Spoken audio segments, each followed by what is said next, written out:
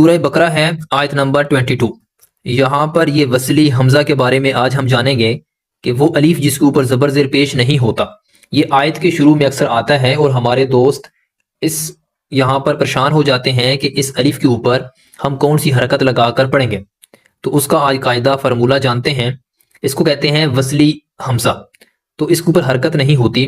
اس کو جب ہم پڑھتے ہیں یہاں پر یہ جو قاعدہ لکھا ہوا ہے الف اور لام ہے، پہلے دو حروف ہیں الف اور لام ہیں، تو جہاں سے یہ آیت شروع ہو رہی ہے وہاں کے پہلے جو دو حرف ہیں وہ الف اور لام آ جائیں تو وہاں پر ہم الف کے اوپر زبر لگائیں گے۔ یہاں پر یہ فرمولہ ہے کہ الف اور لام جب بھی آئیں گے آیت کے شروع میں الف کے اوپر کوئی حرکت نہیں ہوگی تو اس صورت میں ہم الف کے اوپر زبر لگائیں گے۔ اب یہ سورۃ الفجر ہے، اس میں یہ آیت ہے 28۔ تو یہاں پر یہ وصلی حمزہ آیا ہے، یہاں پر اب الف لام نہیں ہے، تو یہاں پر کون سا قاعدہ اپلائی ہوگا اور کیسے پتہ چلے گا کہ یہاں پر کون سی حرکت لگائیں گے؟ اب دوستوں نے یہ یاد رکھنا ہے کہ جب الف اور لام نہ ہو تو پھر ہم نے تیسرے والا جو حرف ہے وہ دیکھنا ہے۔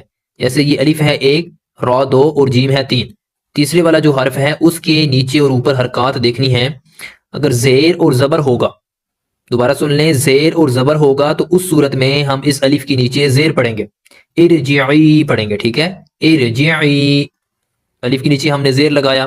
اگر بالفرض تیسرے لیٹر کے اوپر پیش ہو، جیسے ہم یہاں پہ ایک لفظ لکھ لیتے ہیں، یہ ہو گیا یہاں، یہ الف قاف، یہ تے، اب یہ الف خالی ہے، قاف کے اوپر جزم ہے اور تا کے اوپر پیش ہے اور پھر لام کے اوپر پیش ہے۔ تو اب یہاں پر کیا لگائیں گے؟ تیسرا لیٹر دیکھیں گے، الف پہلا لیٹر، قاف دوسرا اور تا جو ہے وہ تیسرا ہے۔